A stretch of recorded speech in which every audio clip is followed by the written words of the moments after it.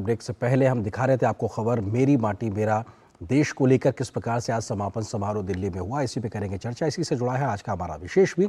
देश की माटी बना जन आंदोलन। किस प्रकार से देश भर के इलाकों में कैसे लोगों का जन समुदाय आगे आया और इस कार्यक्रम के साथ लगातार जुड़ते गए। इस विषय पर बात करने के लिए बहुत ही खास मेहमान हमारे साथ मौजूद है। प्रोफेसर हीरामन तिवारी जी जाने माने इतिहासकार हैं, इसके अलावा Indian culture and history JNU Delhi से ताल्लुक़ रखते हैं। सर बहुत स्वागत है हमारे साथ जुड़ने के लिए। सर पहला सवाल यही कि इस प्रकार के कार्यक्रम कैसे देश को एकजुटता के सूत्र में पिरोने का काम करते हैं।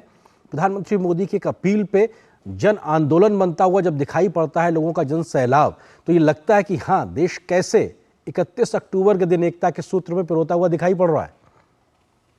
हरेंद्र जी बहुत बहुत धन्यवाद मुझे इस कार्यक्रम में सहयोग दिलाने का अवसर देने के लिए। सबसे बड़ी बात तो है कि आपने अपनी रिपोर्ट में और अपने क्यूब में ये बोला कि आज का जो दिन है वो इसलिए बहुत ही महत्वपूर्ण है कि कई ऐसे पड़ाव हैं जिनको आज छुआ गया है। एक तो एकता दिवस है, आज 31 अक्टूबर है, पटेल जी की शताब्दी है, और आज प्रधानमंत्री उस एकता दिवस को मनाने के लिए एकता नगर में थे, केवड़िया। उन्होंने स्वयं कहा कि इस केवड़िया को शायद बहुत ही कम लोग हैं जो जानते होंगे उस क्षेत्र को, लेकिन जब से वो विशाल प्रतिमा कुछ वर्षों पहले वहां बनाई गई, वो भी उनका एक संकल्प था जिसका उन्होंने उल्लेख किया, संकल्प से सिद्धि तक। तो संकल्प के लिए जितने संकल्प किए जाते हैं, सबसे बड़ा संकल्प जो प्रधानमंत्री ने आज बताया सबको, वो ये था कि पूरा देश किस प्रकार से एक ही मिट्टी में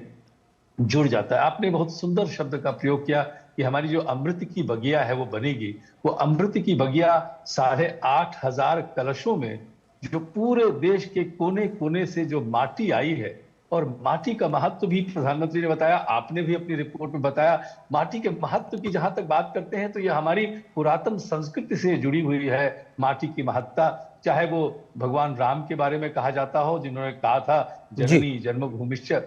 स्वर्गादपि गरीयसी अपि स्वर्णमयी लंका न मयि लक्ष्मण रोचते। लक्ष्मण से कहते हैं कि सोने की लंका जो है वो हमारी अयोध्या की माटी से कहीं कहीं बिल्कुल उसकी तुलना नहीं की जा सकती। और उसी माटी के बारे में आधुनिक जो बहुत एक मेरे लिए महान लेखक मैं कहता हूं उनको, और प्रधानमंत्री ने कई लेखकों का उल्लेख किया, लेकिन हरिवंश राय बच्चन ने अपनी जो 4 वॉल्यूम की उनकी जो आत्मकथा है उसके पहले वॉल्यूम में वो लिखते हैं कि माटी कितनी महत्वपूर्ण होती है। वो कहते हैं कि देश की जो माटी है वही बड़े होकर के बचपने में जिस माटी में बचपना बीतता है, वही माटी बड़े होकर के पुष्पित पल्लवित होती है, कवि में कविता बनती है, एंकर में एंकर करने की क्षमता बनती है, लेखक में या जो भी जितने भी या बड़े बड़े जो गुण हैं, अर्थात वो माटी की जो सुगंध है, वो माटी की जो पौष्टिक सुगंध है वो कहीं जाती नहीं है। इसलिए एकता दिवस भी है, और पूरे देश को एक सूत्र में बांध करके और एक स्थान पर जो भारत की राजधानी है, केंद्र है, वहां पर एक ऐसी वाटिका का, एक ऐसी बगिया, आपके शब्द मुझे अच्छे लगे वाटिका से, इस बगिया को जब वहां पे संवारा जाएगा, मुझे लगता है युगों युगों तक सभी को स्मरण रहेगा कि इस बगिया में भारत के लाखों गांवों की मिट्टी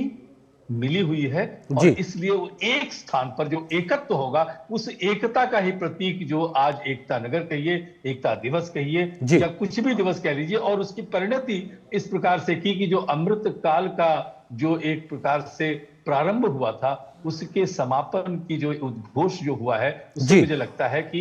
एकता बढ़ेगी। जी, और सर एक बहुत महत्वपूर्ण चीज, क्योंकि मिट्टी के माध्यम से एक सम्मान बोध दिलाना कि आपके हिस्से, आपके इलाके और आपके परिवार गांव से भी आज़ादी में एक बड़ा योगदान रहा है, उसको सम्मान का भाव है। उसी मिट्टी के माध्यम से आज की पीढ़ी को कर्तव्य भाव का बोध कराना और उसी मिट्टी के माध्यम से एकता के सूत्र में पिरोना। आपको लगता है कि इस एक सोच को ही कैसे आगे बढ़ाना है, ये भी कहीं ना कहीं एक विजन दिखाता है प्रधानमंत्री मोदी का। आप ठीक करें कि विचार जो है, जो स्वाधीनता के लिए जो संग्राम हुए हैं, आपने देखा कि प्रधानमंत्री ने भगत सिंह का उल्लेख किया, जो माटी की बात करते हैं। तो पूरे देश में जिस प्रकार से स्वाधीनता के लिए दशकों तक, 100 वर्ष से कहीं ज्यादा या कई वर्षों तक जो संघर्ष चलता रहा है, जिसके लिए कहा जा रहा है कि 800-900 वर्ष की कि गुलामी के बाद जब देश स्वाधीन होता है तो उसके जो 75वें वर्ष में जब अमृतकाल की घोषणा होती है, जो अगले 25 वर्ष भविष्य की जो संकल्प है जिससे सिद्धि 25 वर्ष बाद होगी, उसकी जब परिकल्पना होती है तो इतने जो हमारे स्वतंत्रता सेनानी हैं उनका स्मरण होगा और उन स्वतंत्रता सेनानियों का स्मरण होगा जो देश के विभिन्न भागों में जिस मिट्टी में पले बढ़े हैं, उस माटी की जो सुगंध है और उससे जो पुष्पित और पल्लवित विचार होगा, जिसको आप बात करें एकता के सूत्र में बंधेगा, वही तो इस विचार की सबसे बड़ी महिमा है। सर, एक भारत श्रेष्ठ भारत और अमृत काल को लेकर विकसित भारत के संकल्प पे आगे बढ़ना, उसमें आज के युवाओं की जो भूमिका है उस पर कहीं ना कहीं माई भारत की जो एक बड़ी शुरुआत आज की गई, आपको लगता है कि ये भी दिखाता है कि इस विजन के साथ आज देश अपना एक आधार तैयार कर रहा है, देश में ही नहीं बल्कि दुनिया के वैश्विक फलक पर अपनी मौजूदगी दर्ज कराने को लेकर? आर्यन जी, बिल्कुल आपने कहा कि एक आधारशिला बन गई है। वो जो पटल है, जो पोर्टल है, वो आधारशिला है जहां पर देश भर के युवा स्वयं को, सबको, अपने आप को एक स्थान पर एक तरह से एक सूत्र में बांध सकते हैं। इसलिए आज का जो दिन है वो बहुत ही सोच विचार करके इस प्रकार से इसको मनाया गया है और इसकी जो परिणति हुई है कि जो अमृत काल का, जो आजादी का अमृत महोत्सव 2 वर्षों से ज्यादा समय तक चला, उसकी जो समाप्ति हुई है और उससे आगे 25 वर्ष में क्या होगा, और वो हमारे युवा के कंधों पर ही, आप ही लोगों के हाथों में है। जो युवा है वही, और जब तक वो एकता का भाव नहीं आएगा, जब तक प्रेम और बंधुत्व का भाव देश में नहीं आएगा, तब तक विकास जो है, जो संकल्प है, वो सिद्धि तक पहुंच नहीं पाएगा। संकल्प के लिए 5 संकल्प, पंच प्रण या पंच प्राण की जो बात की जाती है, वो सभी युवाओं के लिए, देश के प्रत्येक नागरिक के लिए ये आवश्यक हो जाता है कि उससे जुड़े, और जुड़ने का एक ही उद्देश्य है कि भारत विकसित बने, और जब विकसित होगा तो उसकी श्रेष्ठता में और निखार आएगा। तो सर, आज राष्ट्रीय एकता दिवस के रूप में हम सब इस दिन को मना रहे हैं और आपने भी जिक्र किया केवड़िया का एकता नगर का, प्रधानमंत्री खुद सुबह वहां मौजूद थे। गुलामी की मानसिकता से आगे बढ़ता हुआ भारत तमाम प्रकार के प्रतीकों से इस बात को लिखित तौर पे एक तरीके से सामने रख रहा है कि हम कैसे आगे बढ़ रहे हैं। लेकिन प्रधानमंत्री की ये चिंता कि विकास की इस पूरी